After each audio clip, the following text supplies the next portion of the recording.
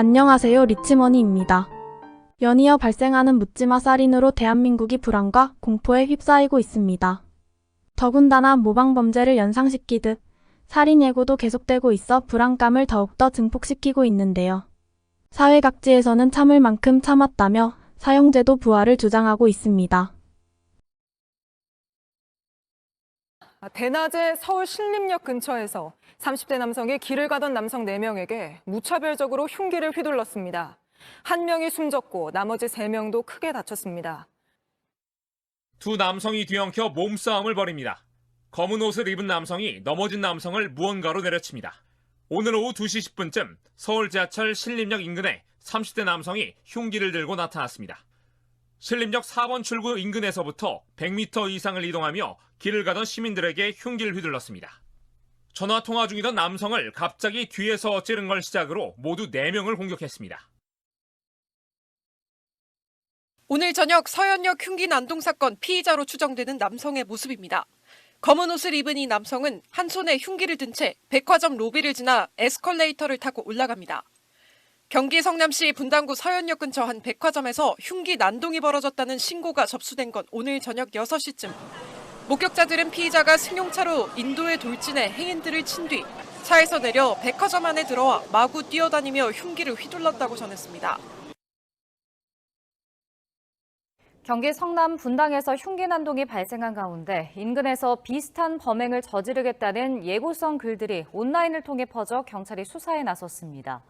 논란이 된 글에는 오늘 오후 6시에서 밤 10시 사이 성남시 오리역 부근에서 흉기를 휘두르겠다며 최대한 많은 사람을 살해하겠다는 내용이 담겼습니다. 또 다른 글에는 흉기 사진과 함께 오늘 서현역에 20명을 찌르러 가겠다는 내용이 적혔습니다. 이 밖에도 익명으로 서울 강남과 잠실 등 유동인구가 많은 지역에서 강력범죄를 저지르겠다고 예고하는 글들이 잇따라 게시된 뒤 SNS를 통해 퍼지고 있습니다. 사형제도는 국회에서도 주요 관심사가 되고 있습니다. 장관님, 지난 금요일 날 있었던 신림동 흉기 난동 살인 사건, 저는 이게 현안 중에 가장 중요한 현안이라고 생각합니다. 저는 많은 국민들이 지금 분노와 지금 두려움에 떨고 있다고 생각합니다. 또 뉴스에서 보니까 장관께서도 사건 현장 가셔가지고 애도 표시하고 재발 방지하겠다고 하셨고요. 이 과정에서 지금 저와 저희 당에 굉장히 많은 당원들이 요청하는 게 사형제 필요하답니다. 사형제도. 지금 사형제도에 대한 여론을 보면 작년의 경우 한 70%고요. 지난주 같은 신림동 그런 강력 사건이 나면 80%까지 올라갑니다. 저는 마음 같아서는 사형제 실질적 폐지 국가고 뭐고 상관없이 이런 사람들은 사형에 처해야 된다고 생각해요. 그리고 알아보니까 법무부 장관님이 형법상 사형 집행 명령권자시더라고요. 그렇습니다. 어떻게 하십니까? 실질적 사형 금지 국가인데 이걸 지키실 생각이십니까? 아니면 어려움이 있다고 생각하십니까? 사형제는 굉장히 여러 가지 철학적인 고민이 필요한 영역이죠. 그리고 그것뿐만 아니고 이게 외교적인 문제도 굉장히 강력합니다. 사실 만약에 사형을 집행하게 되면 EU와의 외교 관계가 심각하게 단절될 수 있는 문제입니다. 다만 제가 이 문제에서 가부를 명확하게 말씀드리는 문제가 아니라 이게 그렇게 간단한 문제가 아니라는 것을 말씀드리고, 그렇기 때문에 1997년 이래 사형 집행을 하고 있지 않은 면이 있는 거죠. 그래서 여러 가지 고려할 점이 많이 있다고 생각합니다. 막연한 두려움에 의한 사형제도 찬성이 아니라 이들이 형을 마치고 출소 후 마주하게 될 불안과 공포를 우리는 기억하기 때문입니다. 불과 얼마 전 조두순이 출소된 후 그 지역 사회의 파장을 다들 기억하실 겁니다. 수한 조두순을 규탄하는 목소리는 더욱 거세지고 있습니다. 조두순 파괴! 조두순 파괴! 거센 항의를 이어갔습니다.